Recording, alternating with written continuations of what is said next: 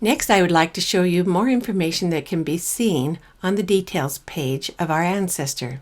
From Family Tree, I can click on an ancestor.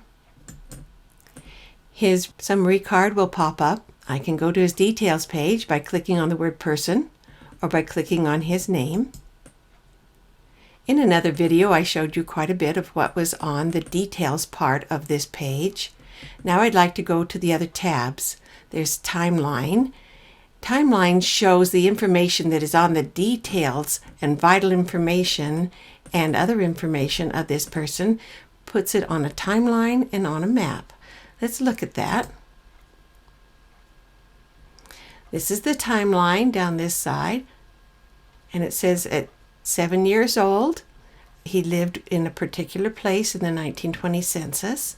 At 13 years old, the death of a parent.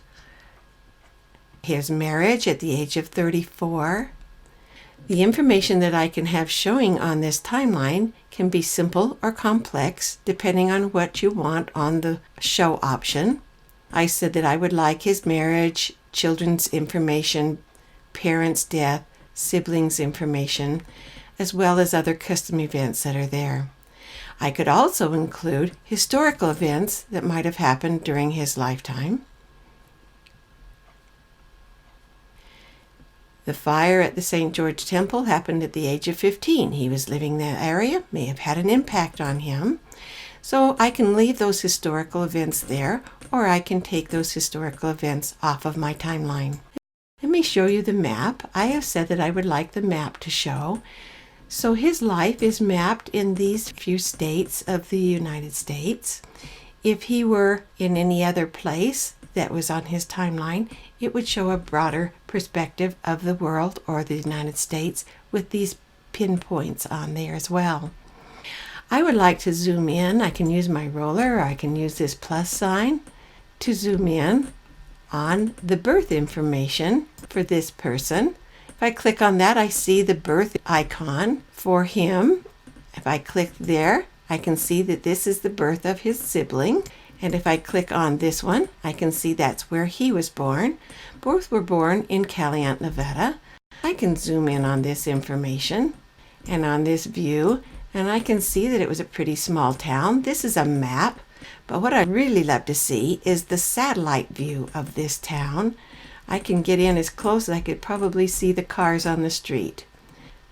Now I'd really like to see the terrain around, the size of the town. Keep in mind this is the view from current day satellite and not as it looked at 1912 when he was born, but it gives me an idea of what the world was like at the time he was born in his area. From here, I would like to take you to sources. These sources have been found as records and record hints that are on the details page. Let me take you back to details. You can see that there is a record hint here of the fact that he was buried in a certain location. This is the record for Find a Grave. I will show you how to attach a record in another video. But the other sources that are already attached to this man and his record are showing up here. These sources can prove the information on the details page. If someone were to want to change the spelling of a name, the sources will pop up here. So hopefully they will look at these sources before they make a change. Let me go back to sources. If I have a date on these sources, it will put it in chronological order for me. If there are some things that need a date, I could add a date and put 1985. But I need to click on the standardized date and save. And now that will be in chronological order. Next, let me go to the tab Collaborate. This is a term that they used in the old program that migrated over to Family Tree in 2012. If there were any notes that came over from that other program into Family Tree, these notes will be showing up here under Collaborate. Now there is a more easy way to collaborate with other people working on this same person by going to the word Details I can look at individual information, or I can come over here to latest changes, click on show all, and I can see who has been making changes on this person and collaborate with them. Most of the changes were made by me. Let me come down the page a ways and I'll show you that there is another person that's been working on this page as well. I can click on that person's name, send her a message, send her an email if I would like. Get together with her to see what information we would like to keep on this particular person. I'm going to go back to the details page. Now I would like to look at the memories tab. Memories are the things that you put in on this person or on other relatives. It includes photos. It can be photos of him or of the town he lived in at any given time, of his memorabilia, a place that is still standing in a place he was living. These are the documents that pertain to his life, some stories that were put in, some audios that were put in. Some are in his voice and some are recorded by people who remember him.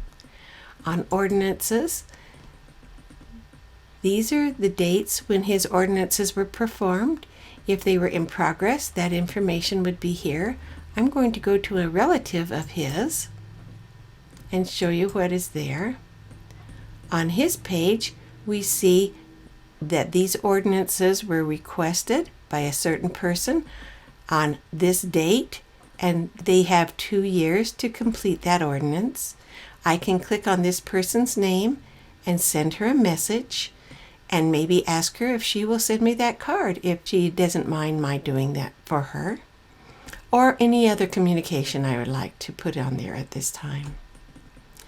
These are the different tabs that can be found on the details page for this particular person.